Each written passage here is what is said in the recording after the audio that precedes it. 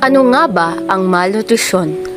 Ang malnutrisyon ay isang kondisyon na sanhi ng kakulangan, labis o sobra, hindi balansing kalorya at sustansya sa pagkain para magamit ng katawan. Ito ay may dalawang mukha, ang kakulangan sa nutrisyon o undernutrition at ang sobra sa nutrisyon o mas kilala sa overnutrition. Ano-ano ang mga sintomas ng malnutrition? Kakulangan ng gana o interes sa pagkain o inumin. Mas mataas na panganib na magkaroon ng sakit. Pagkawala ng taba at masa ng kalamnan. Pamamaga o paglaki ng tiyan. Mababang timbang, mabagal na pagtangkad. Sino-sino ang mga nakakaranas nito? Tinatayang nasa 3.5 milyon ang mga batang nakakaranas ng malnutrisyon sa ating bansa. Ang pinakamalaking rason para dito ay kahirapan.